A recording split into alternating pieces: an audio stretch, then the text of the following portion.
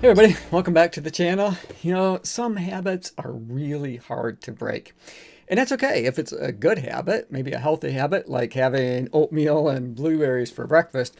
But some of those habits that aren't so helpful for us, that might be even harming us along the way, those can be really difficult to break if they're ingrained into your mind, into your body. And that's kind of what I'm struggling with right now. And I'm trying to work on my running form. But I've been running the same way for so many years where my feet get close together, maybe a little bit too close, according to my physical therapist, that I really should have a little bit of separation there. Doesn't have to be a ton, but some separation so that I'm more in line with my hips and I'm not putting so much pressure, especially on my IT band, which is where I've had problems in the past, but also, up on my shin bone, where I can get some undue stress on my shins as well. So that's what I'm trying to work on. And I thought it'd be a great topic for today's video. I'm also going to recap week number 1 of the new training block as I prepare to go to Boston. But I thought if you guys had some stories that you might want to share, maybe some inspirational stories, that would be fantastic in the comment section below. So whether you've been working hard to develop some healthy habits, whether it has to do with eating or running or physical activity, or probably more importantly, if you had to try to break an unhealthy habit. It can be just as mentally taxing as it is physically taxing, and that's what I've been running into.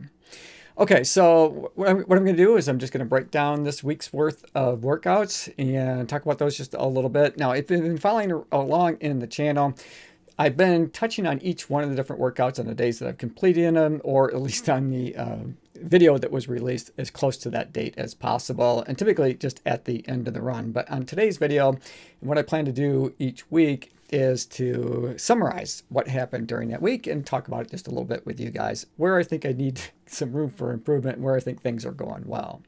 To do that, though, I'm going to look away from my screen. Just a couple of things, though, before I get into the actual run data. This has been a bit of an adjustment for me because my week isn't tied to a calendar week. And by that I mean it doesn't run, Sunday through Saturday. Instead, this training program had me start on a Tuesday. So it started December 27th. So it runs from Tuesday to Monday. Doesn't sound like a big deal, but it's really kind of throwing me off just a little bit because on Saturdays, that's always been my long run, at least for as long as I can remember. But because of the adjusted scheduling, having the plane start on a Tuesday, my long run now is on Mondays, and I'm not used to that. So it's kind of throwing me off just a little bit, but I am getting accustomed to it, in my thinking, but it just throws off my whole week because when I go out for when I'm out on my long run, I kept it in my mind, because I've only gone out on the long run once so far, but the entire time I kept thinking it was Saturday. It's just one of those things that's going to be a bit of an adjustment for me as I go forward. Okay, so right off the bat, I ran 28 miles this week, and that's pretty much on par with what I did the last time that I ran this program. So I think I'm pretty consistent in terms of the number of miles that I ran the first week. I had 4 different runs that I went out on. I had 2 cross-training sessions, and cross-training is something that we were talking about in the last video. And I think the 3 top choices that kind of came out in that conversation was biking. Now, whether it's on a stationary bike or a mountain bike or a road bike, but biking was right up there at the top. Swimming, and now you may or may not have the opportunity to swim. I don't have the opportunity to swim right now. It's cold, it's winter here, and I don't have a gym membership at the moment.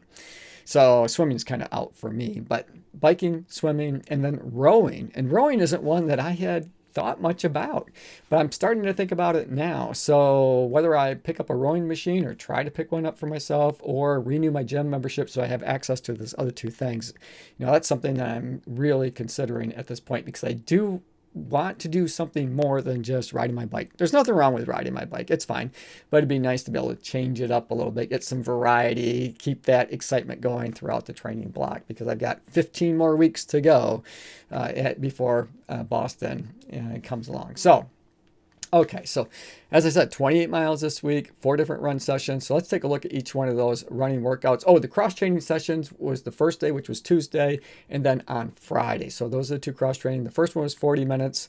The second session was 45 minutes long. And in both cases, I was doing some biking. I went out on my mountain bike when I had the opportunity to do that. So All right, now let's take, I'm going to turn and look at my screen, so I'm not being rude, but I got all that data over here.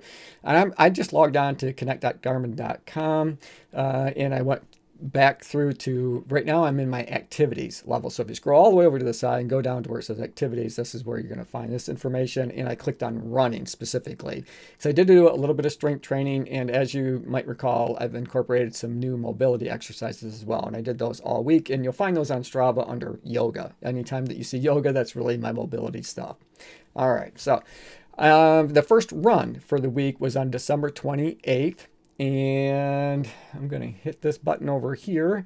And then if I click on December 28th, it was an easy run that wasn't so easy. I was excited and I went out to the park. I hadn't been out to the park in a long time. But what a difference just a few days makes, because we had just come off a big winter storm and there was a ton of snow and ice, and it was really, really challenging for me to run through that. And that's reflected in my pace. So I was running a 10:53 minute mile pace. So I was basically barely jogging along, almost at a speed walking pace, but it was really challenging just because of the level of difficulty the snow created for me to be in. So 10:53, I was out there for 56 minutes. If I recall, it was 45 minutes with 10 minutes to cool down. So pretty much right on track in terms of the overall time. Then you can see the elevation wasn't that great out there at the park. Sometimes it can be, but I basically ran the island. So I'm going to scroll back up here for a second, and I'll click on this little go button, and you can see the route that I ran out at the state park. It wasn't, I didn't try to run the entire trails because I know what those trails look like this time of year. And the island that I ran the majority of the miles on, or the time, that is pretty decent. It doesn't usually get too terribly bad in terms of, how the depth of the snow, but it was deep enough to make it challenging, but not so deep that I couldn't go run through it at all. And this time, when the snow has melted, and I'll talk about that here in just a minute, it's about the driest place that's out there, even though it was still a little bit wet. Okay, then as I scroll down from that, we can see, that my heart rate was an average of 151 beats per minute. What I thought was kind of interesting was my cadence, because it's trail running, my cadence is usually down, but it's not normally down this far. It was 169 steps per minute with a max cadence of 187 steps per minute. That's kind of where I'd like to see my cadence be as an average and not necessarily the max. So definitely a shorter stride too, less than a meter, 0.88 meters. So yeah, that was the first run, and that was my not so easy run. All right, I'm going to back up a little bit, one step, and then from the easy run, I ran some intervals, and we can see if I kind of scroll over here, again, 10:53 for the easy run, and then for the intervals, my average pace was a 7:57 minute mile pace. So not terribly bad, definitely not what you're going to see at the end of this workout schedule, because trust me, if you follow this plan, you will get faster. You will get faster. But right now it's 7:57 average for the intervals. But remember, that also includes the downtime, the rest period, that minute and a half that I had in between the different intervals that I ran. And I did those around town here. I was going to go out at the track, but the track wasn't available really. Although there wasn't anybody on it, it was just covered in snow and ice, and it wasn't something that I was going to be able to run on. 5 miles or 5.57 miles, just about 44 minutes in total is what it took me to get through that. My average heart rate was up a little bit, 159 beats per minute, but that's not bad. Anything in that 150 range isn't too terribly bad. Running intervals, it had the primary effect on my VO2 max, which was terrific. I was glad to see that. That's really what I'm trying to work on, especially, when you're doing that speed work. My steps per minute, 183 steps per minute average cadence. My max cadence was 197, and that's a little better. That's probably a little closer to where I wanted to be. Let's see what else we want to look at here. I think that about covers that. So, all right, so let's back this up just a tad, and then we'll go back into the Fartlek run. Now, I went back out at the park, but like I said, what a difference just a couple of days makes, because all that snow was gone, but it was muddy. It was pretty muddy, a little bit slippery. I had on the Hoka Speed Go5s again. They did a good job. And again, I ran the island part of that too is I'm trying to regain my local legend status, and the segment is the island that I ran the most out there. But we had an 8:58 mile pace on average, throughout. Ran 6.87 miles in total, and I'm going to scroll all the way down here. It did have a training effect on threshold, which is good. Like to see that. My average cadence, of course, that was down. It's out on the trails, 178 steps per minute, max of 193. Obviously, 193 is, when you're running those fartleks, basically it's unstructured speed work. So you're going a ways, and then you basically run full out for a while. And when I'm out trail running, I just try to pick a spot that I think that I can do it safely, because not all of the parts of the trails are suited for speed work. And then once I got there, then I would just go back into my normal stride or mode. And then when I get the opportunity, I'd hit the gas again and go as fast as I could, basically. So that was the Fartlek run, and that's about it for that we need to touch base on. It went really well. I enjoyed running out there. I always do. I'm looking forward to getting back out there. Maybe tomorrow. Although tomorrow's supposed to be a recovery run for me, so not sure about that, because it's not such an easy run out on the trails for a recovery run. Recovery run should be, pretty low intensity because we want to recover. Okay, so then that brings me to the long run, which was yesterday. A little less than 11 miles, 10.77 miles. My average pace was a 756 minute mile pace. Hour and 25 minutes in total to get that done. It's not too bad. Once I got into it, I kind of felt like I was back in that marathon mode. And, once you get moving a little bit, now it was, considerably slower than what I'm hoping that my marathon pace will be in the future, but it's not a bad starting place. So I'm okay with, that 7:56 minute mile. Getting VO2 max, which that kind of surprised me a little bit because I didn't feel like I was working all that hard out there.